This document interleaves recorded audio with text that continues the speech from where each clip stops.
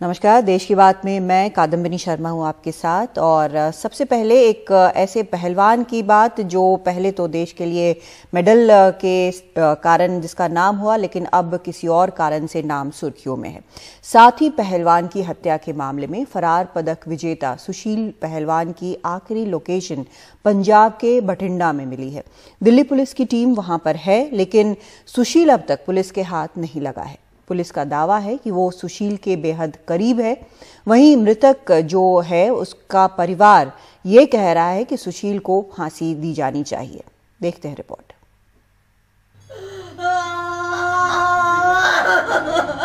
सोनीपत में ये है पहलवान सागर धनखड़ का परिवार, जिसका रो रो कर बुरा हाल है।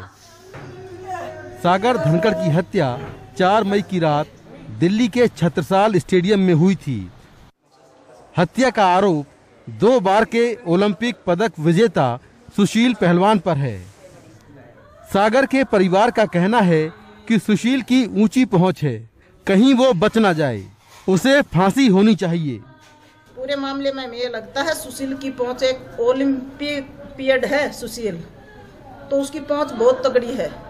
हमें ये लगता है शायद वो सबको दबा जाएगा और इस केस से बाहर बेकसूर पार हो जाएगा। लेकिन अगर मीडिया इस केस को अच्छे से उठाएगी तो शायद हमें न्याय मिलेगा। हत्या के बाद सुशील का एक साथी पकड़ा गया, जबकि सुशील 4-5 साथियों के साथ फरार हो गया। कोर्ट ने उसके खिलाफ गैर जमानती वारंट जारी किया है। दिल्ली पुलिस ने उस पर 1 लाख का इनाम भी रखा हुआ है। दिल्ली पुलिस ने सुशील की तलाश में राजधानी के अलावा हरियाणा, उत्तराखंड और पंजाब में भी छापेमारी की है। पुलिस के मुताबिक सुशील की आखिरी लोकेशन बीते शुक्रवार पंजाब के बठिंडा में मिली थी, लेकिन पुलिस के पहुंचने से पहले ही वो वहां से गायब हो गया। उस जो पहलवान का मर्डर होया सी दिल्ली दे विच कुछ दिन पहला, उस दे विच इन्वेस्टिगेशन के सिलसिले दे विच दिल्ली पुलिस की एक team ACP Ajay Kumar model town के रहनुमाई हेठ बठिंडा विखे आई है। ਤੇ ਅੱਜ ਸਵੇਰੇ ਉਹਨਾਂ ਨੇ ਮੇਰੇ ਨਾਲ ਗੱਲ ਕੀਤੀ ਸੀ ਕਿ ਉਹਨਾਂ ਨੇ ਦੱਸਿਆ ਸੀਗਾ ਵੀ ਜਿਹੜਾ ਸੁਸ਼ੀਲ ਕੁਮਾਰ ਹੈਗਾ ਉਹ ਜਿਹੜਾ ਇਸ ਵਕਤ ਮੋਬਾਈਲ ਕਨੈਕਸ਼ਨ ਯੂਜ਼ ਕਰ ਰਿਹਾ ਹੈਗਾ, ਉਹ SIM ਕਾਰਡ ਇਥੋਂ ਬਠਿੰਡਾ ਤੋਂ ਇਸ਼ੂ ਹੋਇਆ ਤੇ ਜਿਸ ਬੰਦੇ ਦੇ ਨਾਂ ਤੇ ਉਹ ਇਸ਼ੂ ਹੋਇਆ ਸੀ ਉਹਨਾਂ ਨੇ ਉਹਨੂੰ ਰਾਉਂਡ ਅਪ ਕੀਤਾ। दिल्ली पुलिस ने कोर्ट में बताया कि सागर सुशील के मकान में किराए पर रहता था। सागर ने 2 महीने का किराया नहीं दिया था। महज इसी बात को लेकर सुशील ने अपने साथियों के साथ मिलकर उसे मार डाला। 2 बार के ओलंपिक पदक विजेता, पद्मश्री और अर्जुन अवार्ड से सम्मानित पहलवान सुशील कुमार, जिन पर देश को नाज था, अब दिल्ली पुलिस उन्हें हत्या के आरोप में गिरफ्तार करने के बेहद करीब है। पुलिस का दावा है कि उसके पास एक वीडियो है जिसमें सुशील खुद मारपीट करते हुए दिखाई दे रहे हैं। साफ है कि इतने ऊंचे ओहदे पर बैठे शख्स और इतना सम्मान पा चुके शख्स से ऐसी उम्मीद नहीं की जा सकती। नई दिल्ली से मुकेश सिंह, NDTV इंडिया। और सीधा मुकेश सिंह सेंगर के पास हम चलते हैं। मुकेश, ये एक ऐसा शख्स है जिसकी तस्वीर हर जगह बिल्कुल छाई हुई है, खासकर पंजाब हरियाणा जहां पर खेलों को इतनी तरजीह दी जाती है, और तब भी दिल्ली पुलिस के हाथ ये अब तक नहीं लगा है। देखिए, बिल्कुल सुशील कुमार को पूरा देश जानता है। वो 2 बार ओलंपिक पदक जीत चुके हैं, साथ में उनको अर्जुन अवार्ड मिला है, उनको पद्मश्री अवार्ड मिल चुका है, तो देश का एक बहुत बड़ा नाम है। और जिस तरह से उन्होंने बड़े बड़े अवार्ड हासिल किए हैं, देश को उन पर नाज था। और ऐसे में इस शख्स से इस तरह की उम्मीद करना कि वो किसी की हत्या कर देगा, शायद कोई भी किसी को विश्वास नहीं होगा। लेकिन दिल्ली पुलिस ने दावा किया कि उसके पास एक फुटेज है जिसमें वो साफ तौर पर दिख रहा है कि किस तरह सुशील खुद मारपीट कर रहा है। इसके अलावा जब मारपीट हुई थी तो उसमें 2 लोग और घायल हुए थे, जिनके बयान भी पुलिस ने लिए हैं। और उन्होंने खुद कहा है कि सुशील कुमार अपने साथियों के साथ मारपीट करने आया था। माफ करिए। तो फिलहाल दिल्ली पुलिस दिल्ली के अलावा उत्तराखंड, पंजाब और हरियाणा में अलग अलग जगहों पर छापेमारी कर रही है। और जानकारी ये मिली है कुछ शुक्रवार को सुशील की लोकेशन बठिंडा में आई थी। उसने किसी का मोबाइल इस्तेमाल किया था। पुलिस ने उस शख्स को पकड़ा है, उससे पूछताछ की जा रही है, लेकिन अब तक सुशील का कुछ भी पता नहीं चला है। पुलिस लगातार छापेमारी कर रही है और उम्मीद की जा रही है कि बहुत जल्दी ही उसे गिरफ्तार कर लिया जाएगा। मुकेश, जो साथी थे इनके आसपास उस वक्त आपने बताया कि कुछ चश्मदीद भी थे, क्या उन्होंने इस बात के लिए सीधा सीधा सुशील पहलवान को ही दोषी ठहराया है जिस तरह से मौत हुई है इस शख्स की, सागर की? देखिए, बिल्कुल 4 से 5 लोग एक साथ आए थे, जिसमें सुशील पहलवान भी था, और 3 से 4 गाड़ियां थी जिसमें ये लोग सवार होकर आए थे। उसके बाद आरोप है कि इन लोगों ने सागर पर हमला किया, छत्रसाल स्टेडियम के अंदर, वहां पर मारपीट हुई और पुलिस को बहुत सारी जगहों के सीसीटीवी फुटेज मिले हैं जिसमें सुशील आता हुआ दिख रहा है, उसके हाथ में डंडा है और उसने मारपीट की है। तो पुलिस के पास कई गवाहों के बयान हैं और साथ में मोबाइल फुटेज है, सीसीटीवी फुटेज है, जिससे पुलिस पूरी वारदात की कड़ियां जोड़ रही है। और पुलिस ने कोर्ट में भी कहा है कि उसके पास सुशील कुमार के खिलाफ पुख्ता सबूत हैं। बहुत शुक्रिया आपका मुकेश इस पूरी जानकारी के लिए। तो पुलिस के पास पुख्ता सबूत है, लेकिन फिलहाल अभी हाथ ये शख्स नहीं लगा है। और रुख करते हैं अगली खबर का। दिल्ली में वैक्सीन की कमी के कारण कल से 18 साल से 44 साल की उम्र के लोगों का वैक्सीनेशन बंद हो जाएगा। वर्चुअल प्रेस कॉन्फ्रेंस के दौरान दिल्ली के मुख्यमंत्री अरविंद केजरीवाल ने कहा कि दिल्ली में लगातार वैक्सीन की कमी हो रही है, जिसकी वजह से कई वैक्सीनेशन सेंटरों को बंद भी करना पड़ा है। ऐसे में हमें केंद्र सरकार से और वैक्सीन चाहिए। देश भर में वैक्सीन की आई कमी को दूर करने के लिए केजरीवाल ने केंद्र सरकार को 4 सुझाव भी दिए।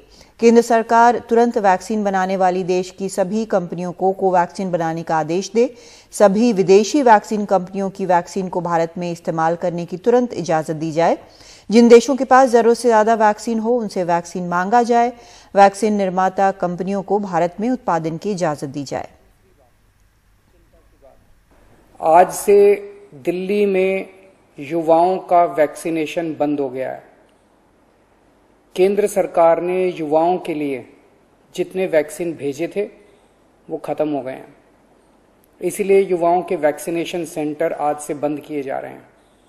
कुछ एक वैक्सीन की डोजेस बची हैं, वो कुछ एक सेंटर्स में दी जा रही हैं, वो भी शाम तक खत्म हो जाएंगी।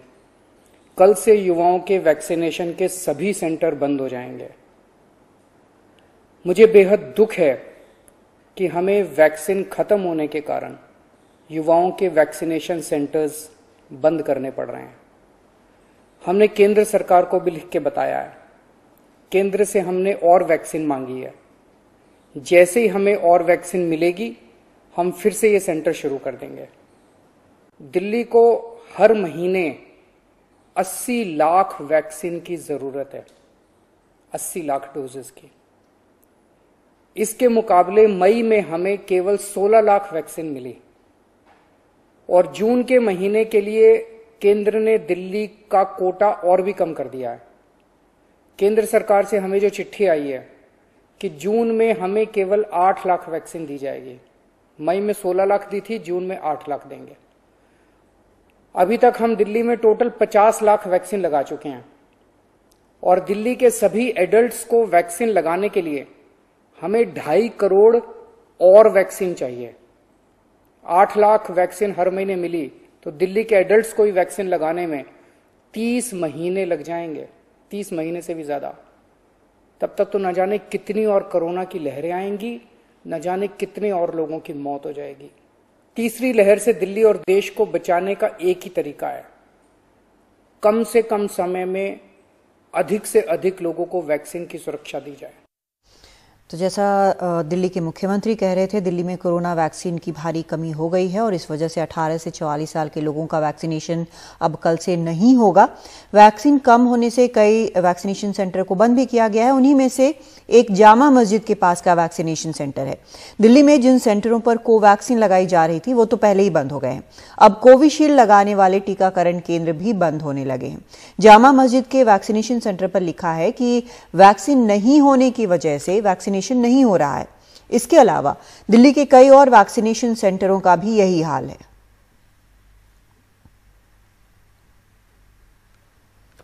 लेकिन दूसरी तरफ एक राहत की खबर यह भी है कि दिल्ली में कोरोना के मामलों में कमी आने का सिलसिला लगातार जारी है। दिल्ली में कोरोना के 2260 नए केस सामने आए, जो 31 मार्च के बाद सबसे कम है। पिछले 24 घंटे में 182 मरीजों की मौत हुई है। दिल्ली में संक्रमण दर भी घटा है, जो अब 3.58% है, जो 1 अप्रैल के बाद सबसे कम है। दिल्ली में एक्टिव केस भी कम होकर अब करीब 31,000 रह गए हैं। रिकवरी रेट बढ़कर 96% के पार हो गई है। दिल्ली में पिछले 24 घंटे में 63,155 टेस्ट हुए हैं।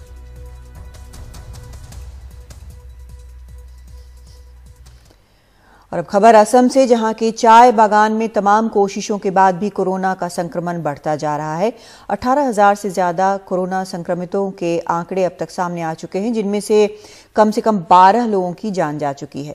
19 मई को जारी सरकारी आंकड़ों के मुताबिक 229 चाय बागानों में 1851 कर्मचारी और मजदूर संक्रमित पाए गए हैं, जबकि सीमित संसाधनों के साथ 214 चाय बागानों में अब तक कोविड केयर सेंटर खोले गए हैं। जहां भी 20 लोग संक्रमित हो रहे हैं, उसे कंटेनमेंट जोन घोषित किया जा रहा है। सरकार ने कहा है कि अगर कोरोना का संक्रमण लगातार बढ़ता रहा तो कई चाय बागानों को बंद भी करना पड़ सकता है।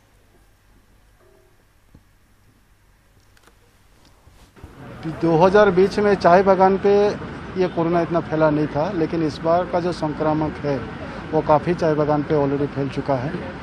सारी बागान की निरीक्षण हम लोग कर रहे हैं, हमारा डिपार्टमेंट कर रहा है, स्वास्थ्य विभाग ने कर रखा है। और जहाँ भी पॉजिटिव मिला जा रहा है उन्हें हम बागान पे अपना घर पे होम क्वारंटाइन करने नहीं दे रहे हैं, क्योंकि बागान की लाइन पे ये सुविधा है नहीं। और जैसे कि आपको मालूम है, चाय बागान में वर्कर अभी भी काम कर रहे हैं, और ज़्यादा से ज़्यादा अगर कोई बागान में फैल जाता है तो ज़रूर उस बागान का काम भी बंद करने के लिए हम लोग मजबूर होना पड़ेगा। मेरे को लगता है in future it will take a serious turn, but government of Assam is taking too much of initiative, and हम लोग उसको बंद भी कर रहे हैं। लेकिन इसको कुछ वेनरेबल सेक्शन से उसमें हम लोग पकड़ता है, इसको बहुत टेंशन है। इसीलिए गवर्नमेंट का जो प्रयास रहा है, एक अलग सा SOP जारी किया गया। अब तक ब्लैक फंगस का शिकार बड़े बुजुर्ग हो रहे थे, लेकिन अब अहमदाबाद में एक 16 साल के मरीज में ब्लैक फंगस का मामला सामने आया है। यहाँ के एप्पल चिल्ड्रन अस्पताल में बच्चे के दांत, जबड़े, नाक, साइनस के हिस्से में ये म्यूकर फैला गया था, जो कि ऑपरेशन के बाद निकाला गया। म्यूकर जल्दी डिटेक्ट होने से फंगस का फैलाव ज्यादा नहीं था। अस्पताल के मुताबिक ये मरीज 13 अप्रैल को गंभीर कोविड निमोनिया के साथ भर्ती हुआ था। करीब 10 दिन बाद वो रिकवर होकर डिस्चार्ज हुआ, लेकिन 1 हफ्ते बाद इसमें म्यूकोरमाइकोसिस के लक्षण दिखे। इसके बाद अस्पताल में उसका ऑपरेशन किया गया।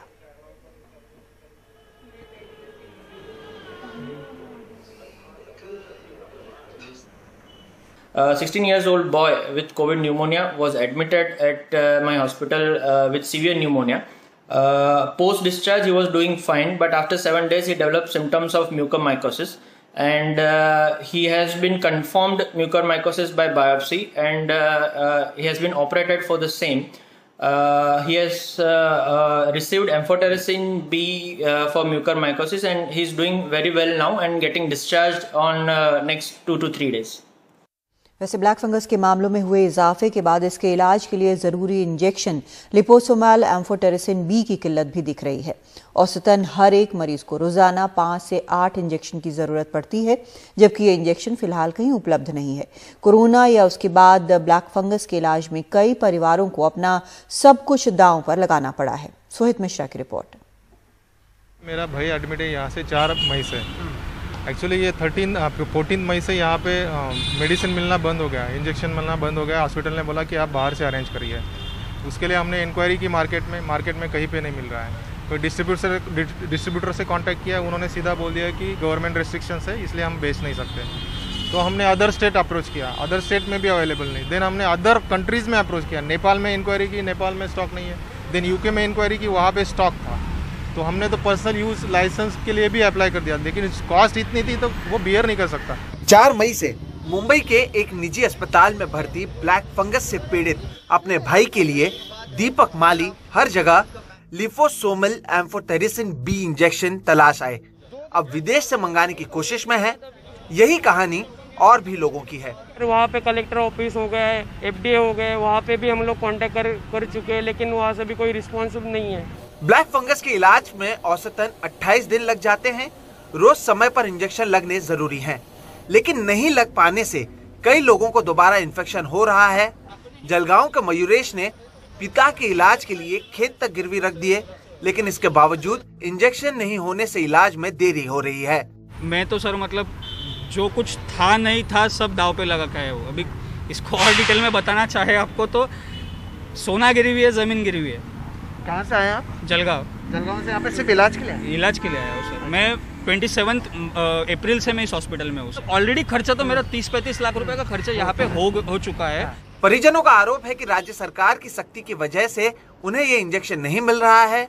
वहीं स्वास्थ्य मंत्री राजेश टोपे केंद्र सरकार से इस इंजेक्शन की मांग कर रहे हैं। आम्ही जवळ-जवळ 2 लाख हमने 2 लाख इंजेक्शन के परचेज ऑर्डर दिए हैं कंपनियों को, लेकिन जब तक केंद्र सरकार उन्हें इसे महाराष्ट्र को अलॉट करने को नहीं कहते, वो इसे नहीं दे सकते।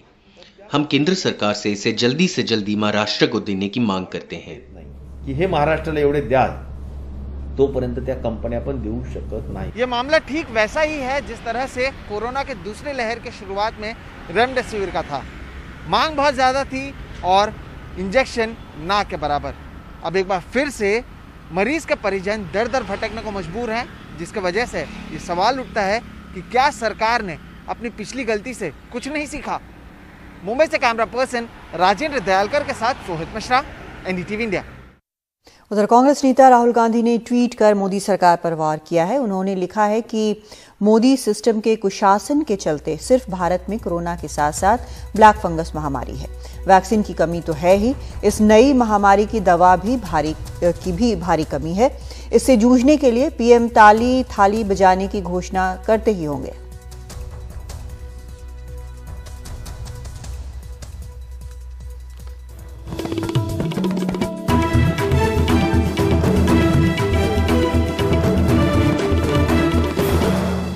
बार परीक्षा की तारीख आगे बढ़ाए जाने के बाद महाराष्ट्र के चिकित्सा शिक्षा मंत्री अमित देशमुख ने 10 जून से एमबीबीएस छात्रों की ऑफलाइन प्रक्रिया से परीक्षा लेने की बात की है, जबकि कोरोना और दूसरे कारणों से कई छात्र इसका विरोध कर रहे हैं। उनका कहना है कि जब पढ़ाई ऑनलाइन हुई है तो परीक्षा ऑनलाइन क्यों नहीं। कोरोना वायरस की दूसरी लहर के बीच अब महाराष्ट्र सरकार ने तय किया है कि 10 जून से एमबीबीएस के छात्रों की ऑफलाइन परीक्षा ली जाएगी, लेकिन कई छात्र इसका विरोध कर रहे हैं। हमें कभी एग्जाम्स का अपोज नहीं रहा, लेकिन सर जिस कंडीशन में हमें एग्जाम के लिए फोर्स किया जा रहा है, जब रिस्क इतनी ज़्यादा है सर, 75% ऑफ पॉपुलेशन जो मेडिकल स्टूडेंट जो अपीयर होने वाले हैं वो वैक्सीनेटेड नहीं है, फुली वैक्सीनेटेड नहीं है। और सर महाराष्ट्र का कोई ऐसा हॉस्टल नहीं है जहाँ पे हम ये इंश्योर कर सके कि हमें इन्फेक्शन नहीं होगा। हमारी 3rd ईयर की भी पढ़ाई ऑनलाइन हुई है, फाइनल ईयर की भी पढ़ाई ऑनलाइन शुरू है अभी। जो एक क्लिनिकल सब्जेक्ट्स है सारे, जो हमें पेशेंट्स को ट्रीट करना है वो हमें ऑनलाइन पढ़ाया जा रहा है। लेकिन जब एग्ज़ाम्स की बात आती है, सेम सिस्टम जब हमें एसेस करने की बात करती है, तब कहते हैं कि नहीं, ये सिस्टम पे हम बिलीव नहीं करते कि तुम इससे क्वालिफाइड हो गए या नहीं। अब तक छात्रों की परीक्षा 3 बार आगे बढ़ाई जा चुकी है और अब 10 जून से शुरू करने की बात की जा रही है। 2nd और 3rd ईयर एमबीबीएस की परीक्षा दिसंबर और जनवरी में होती है, जिसे कोरोना के चलते पहले फरवरी और उसके बाद अप्रैल तक स्थगित किया गया। इसके बाद परीक्षा की तारीख 2 जून तय की गई, जिसे लॉकडाउन की वजह से अब 10 जून कर दिया गया। छात्र पूछ रहे हैं कि 2 से 10 जून के बीच 8 दिन में कोरोना कैसे कम हो जाएगा। छात्रों को ये डर भी है कि कहीं संक्रमित होने की वजह से उनकी परीक्षा न छूट जाए। इसीलिए कई लक्षण होने के बावजूद कई छात्र टेस्ट करवाने से कतरा रहे हैं। मुझे अभी थोड़े सिम्टम्स है, तो बहुत सारे मेरे दोस्त भी ऐसे हैं जिनको खुद को सिम्टम्स है, लेकिन फिर भी वो टेस्ट नहीं कर रहे, क्योंकि अगर टेस्ट किया तो 15-20 डेज इसमें क्वारंटीन में वगैरह चले जाएंगे तो एग्ज़ाम मिस होगा, और एग्ज़ाम मिस होगा तो सीधा 6 महीने बाद एग्ज़ाम देना पड़ेगा। तो पहले से 4 महीने हमारे गए हैं पोस्टपोन की वजह से, और फिर से 6 महीने, मतलब हमारा पूरा साल ऐसे ही चला जाएगा। छात्रों ने 13 मई को राज्य सरकार और Maharashtra university of health science को पत्र लिखकर बताया कि राज्य में 3660 छात्र पॉजिटिव हैं और कुल छात्रों के परिवारों में 5736 एक्टिव मामले मौजूद हैं। कई छात्र और उनके परिवार वाले अस्पताल में एडमिट हैं, जिसके वजह से वो परीक्षा नहीं दे पाएंगे। 81.9% छात्र हॉस्टल में रहते हैं, जहां सोशल डिस्टेंसिंग का ख्याल नहीं रखा जा सकता। एक कमरे में कई छात्र रहते हैं और कॉमन वॉशरूम का इस्तेमाल करना पड़ता है। कई छात्र गांव में रह रहे हैं और वापस सफर कर परीक्षा देने के समय संक्रमण का खतरा है और परीक्षा सेंटर में मौजूद रहने वाले 500 छात्रों को इससे खतरा हो सकता है। हम जो गर्ल्स हैं वो एक फ्लैट में 19 गर्ल्स एक साथ रह रही हैं। आप खुद ही समझ सकते हैं, हम एग्जामिनेशन हॉल में तो सोशल डिस्टेंसिंग मेंटेन कर लेगी यूनिवर्सिटी, लेकिन वो हॉस्टल में आके कैसे मेंटेन करेगी? वहाँ पे तो संक्रमण हो ही सकता है ना। छात्रों की मांग के बावजूद महाराष्ट्र के वैद्यकीय शिक्षा मंत्री अमित देशमुख ने ट्वीट कर कहा कि भले ही कोविड के मामले बढ़ रहे हों, लेकिन छात्रों की परीक्षा को रद्द या ऑनलाइन नहीं लिया जा सकता और अदालत ने इसकी इजाजत भी नहीं दी है, इसलिए परीक्षा ऑनलाइन नहीं हो सकती है। जाहिर है कि छात्र और प्रशासन के बीच अब तक इस मामले में एक राय नहीं बन पाई है, जिसका असर छात्रों के स्वास्थ्य के साथ ही उनके भविष्य पर पड़ सकता है। मुंबई से कैमरा पर्सन राजेंद्र दयालकर के साथ सोहित मिश्रा, एनडीटीवी इंडिया।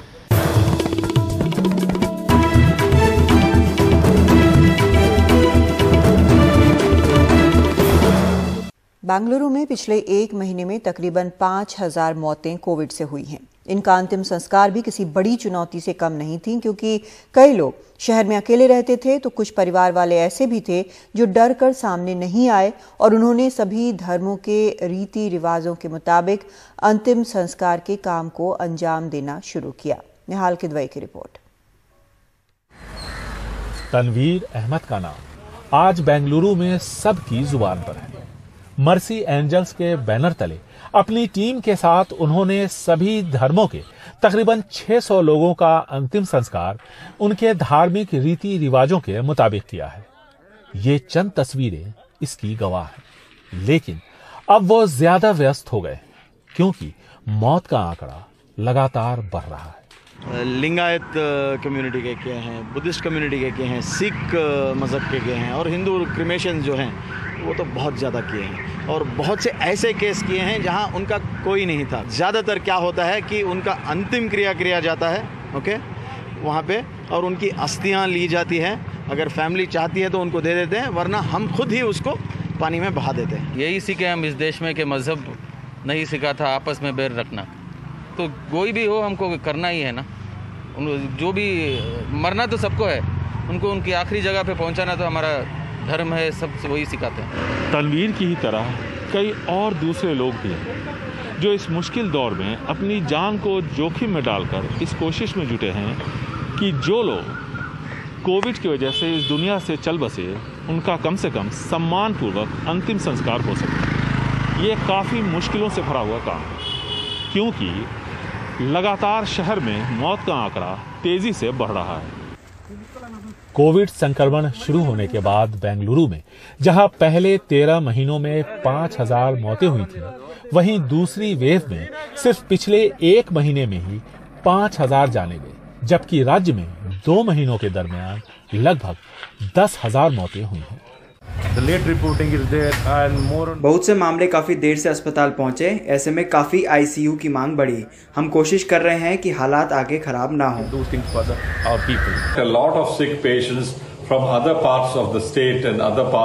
कर्नाटक से ही नहीं बल्कि देश के कई दूसरे हिस्सों से क्रिटिकल पेशेंट बेंगलुरु आए और आईसीयू से वेंटिलेटर पर पहुंचे और उनमें से कई की मौत हुई। And the mortality being very high in the ICU, especially on ventilated patients, we would have a much higher mortality. देश में कोरोना की वजह से हुई पहली मौत भी कर्नाटक के कलबुर्गी में ही हुई थी, लेकिन इस दूसरी वेव के लिए सरकार तैयार नहीं थी, जिसका असर हर मोर्चे पर दिखा। बेंगलुरु से कैमरामैन गोविंद मूर्ति के साथ निहाल Kidwai, NDTV India.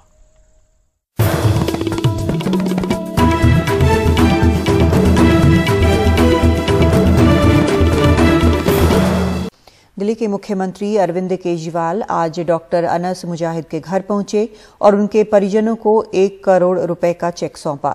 Doctor Anas सिर्फ 26 साल के थे और कोरोना से जूझते हुए उनकी मौत हो गई थी। डॉक्टर अनस के पिता ने कहा कि ड्यूटी करते हुए और लोगों की जान बचाते हुए बेटे की जिंदगी चली गई। उम्मीद करता हूं कि मेरे बाकी बच्चे भी देश की सेवा में जुटे रहेंगे।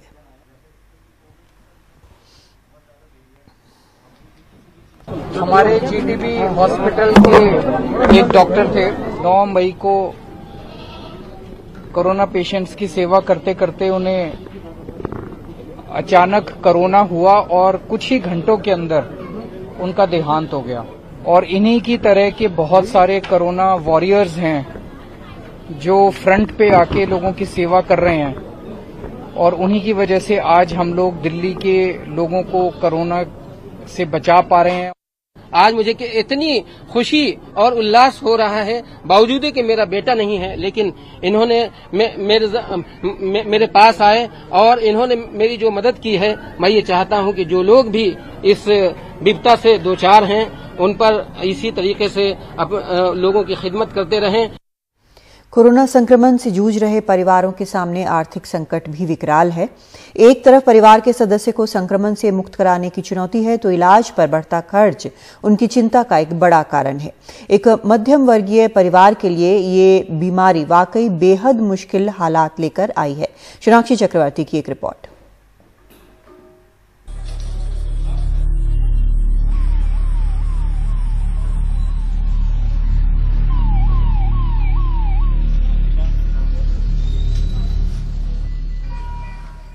कोरोना ने सिर्फ बेशकीमती जिंदगियां ही नहीं छीनी हैं, इसने औसत मध्य वर्गीय भारतीय घरों की बड़ी मुश्किल से की गई बचत को भी सोख लिया है।